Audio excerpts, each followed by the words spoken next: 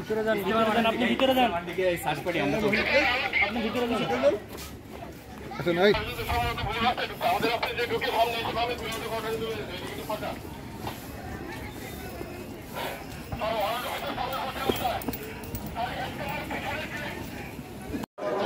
হ্যাঁ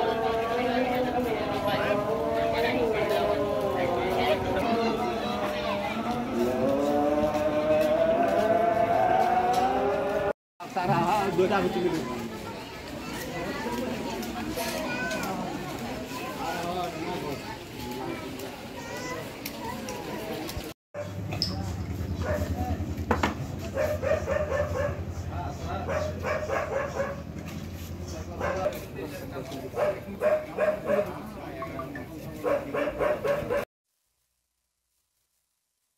আপনারা যেমনটি জানেন, দেশের চলমান আইন শৃঙ্খলা পরিস্থিতির অবস্থার উন্নতিকল্পে জেলা প্রশাসন গাজীপুর এবং গাজীপুর সেনাবাহিনী ক্যাম্প এবং উত্তরা সেনাবাহিনী ক্যাম্প এর সাথে আমাদের আজকের অভিযানে সংশ্লিষ্ট ছিলেন বিজিবি, র্যাব এবং গাজীপুর মেট্রোপলিটন পুলিশের সদস্যবৃন্দ।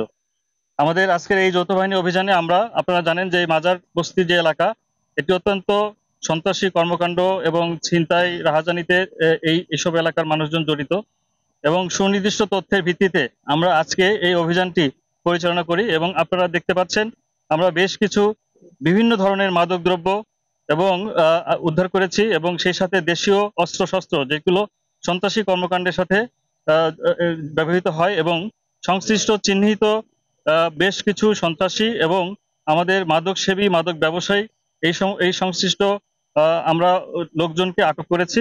এবং আমাদের বেশ কিছু মাদকদ্রব্য সহ যে দেশীয় অস্ত্রশস্ত্র আমরা আজকে জব্দ করেছি, সেগুলোর আমরা আইনগতভাবে নিষ্পত্তি করব। এবং আমাদের এই অভিযানটি আমরা আশা করছি যে সামনে যে রমজান মাস, এবং এই রমজান মাসের এই এলাকার আইন শৃঙ্খলা পরিস্থিতি অনেকাংশেই অবনতি হতো বলে আমাদের ধারণা ছিল। সেই কারণেই আমাদের এই আজকের অভিযান রমজান মাসে আমাদের মানুষের দৈনন্দিন যে স্বস্তি সেটি ফিরিয়ে দিবে বলে আমরা আশা করছি। এবং আমাদের এই অভিযান সামনে অব্যাহত থাকবে, এবং আমাদের এই আইন শৃঙ্খলা পরিস্থিতি এবং জনজীবনে স্বস্তি আনা পর্যন্ত আমাদের এই অভিযান অব্যাহত থাকবে। ধন্যবাদ।